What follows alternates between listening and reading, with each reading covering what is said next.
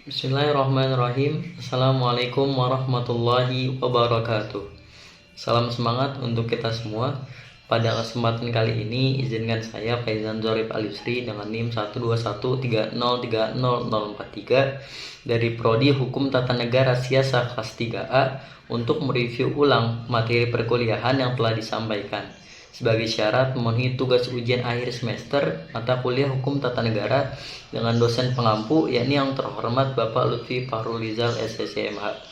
Adapun pada kesempatan kali ini saya akan memaparkan materi pertemuan kelima terlebih dahulu yakni mengenai bentuk dan sistem pemerintahan. Baru kemudian saya akan lanjutkan kepada pembahasan paper yang kelompok saya buat yakni mengenai sistem pemerintahan pusat. Sengaja saya ambil materi pertemuan kelima karena memang materinya masih berkaitan dengan paper yang saya akan bahas. Nah, baik, langsung saja kita beralih kepada pembahasan materi-materi tersebut.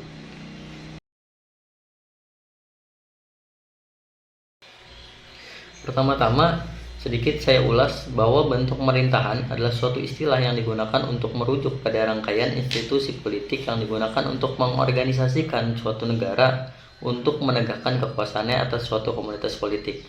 Nah, adapun bentuk pemerintahan itu beragam pastinya, yakni seperti autokrasi, kekuasaan tunggal seperti raja atau diktator yang tidak dapat diganggu-gugat.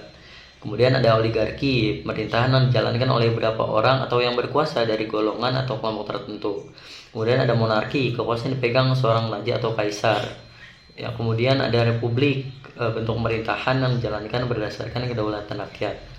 Nah, adapun Aristoteles sendiri berpendapat atau membagi bentuk negara dari bentuk sempurnanya sampai pada bentuk kemerosotannya. Misal bentuk sempurnanya ini monarki, nanti dampak kemerosotan dari monarki ini adalah despoti dan juga tirani. Kemudian bentuk sempurna negaranya misalnya aristokrasi, maka dampak kemerosotannya nanti menjadi oligarki dan plutokrasi. Kemudian juga misal bentuk sempurnanya negara yakni politeia, maka nanti dampak kemerosotannya yakni demokrasi. Nah, sebelum ke sistem pemerintahan pusat harus kita tahu terlebih dahulu mengenai sistem pemerintahan. Menurut Profesor Muhammad Mahfud MD, sistem pemerintahan sendiri merupakan sistem hubungan dan tata kerja antar lembaga-lembaga negara. Adapun sistem ini terbagi dua, yakni presidensial dan parlementer. Adapun ciri-cirinya, dalam sistem presidensial, kepala negara menjadi kepala pemerintahan atau eksekutif, sedangkan dalam parlementer, kepala negara tidak berkedudukan sebagai kepala pemerintahan karena ia lebih bersifat simbol nasional. Kemudian dalam sistem presidensial, pemerintah tidak bertanggung jawab kepada parlemen atau DPR. Hal ini karena parlemen dan pemerintah adalah sejajar. Sedangkan dalam parlementer, pemerintah dilakukan oleh sebuah kabinet yang dipimpin oleh seorang perdana menteri. Dalam sistem presidensial, menteri-menteri diangkat dan bertanggung jawab kepada presiden, sedangkan dalam parlementer, kabinet bertanggung jawab kepada dan dapat dijatuhkan oleh parlemen melalui mosi.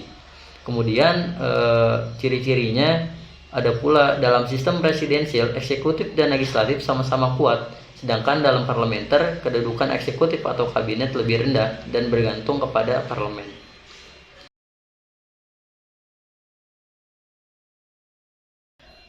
Karena tadi sudah saya bahas mengenai sistem pemerintahan, maka selanjutnya akan saya bahas bagian dari suatu sistem pemerintahan, yakni tentang sistem pemerintahan pusat.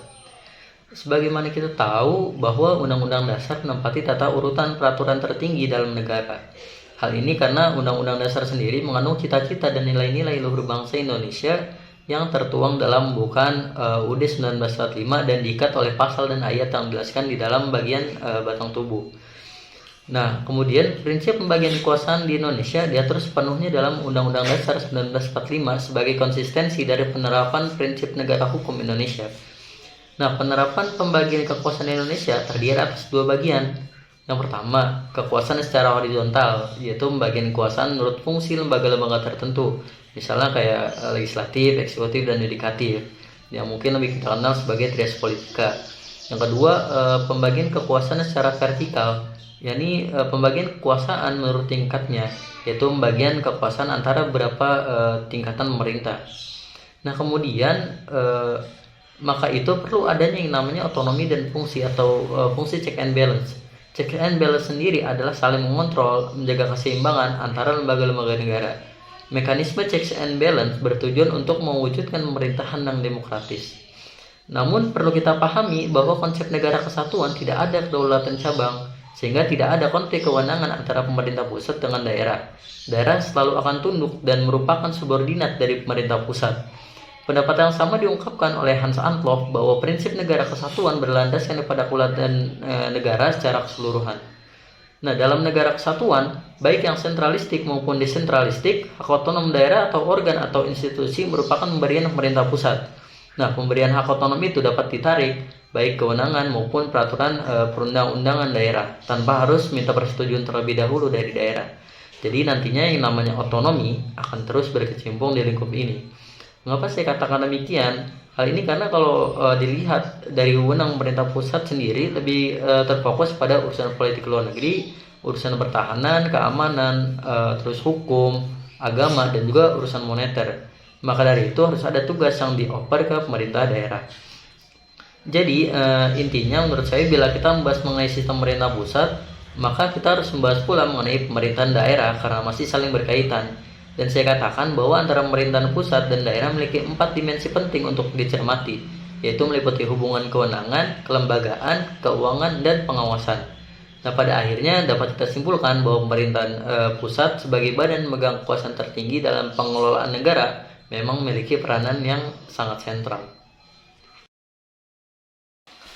Baik, mungkin itu tadi pemaparan singkat mengenai materi pertemuan kelima yang saya ambil, yakni mengenai bentuk dan sistem pemerintahan. Kemudian saya lanjutkan pula mengenai materi dari paper kelompok saya, yakni mengenai sistem pemerintahan pusat, dan juga secara singkat analisis saya mengenai paper yang tadi sudah saya jelaskan. Semoga apa yang telah disampaikan bisa bermanfaat bagi kita semua, terutama bagi diri saya pribadi tentunya dalam memahami konteks hukum tata negara ini. Kurang lebihnya saya mohon maaf. Terima kasih. Wassalamualaikum warahmatullahi wabarakatuh.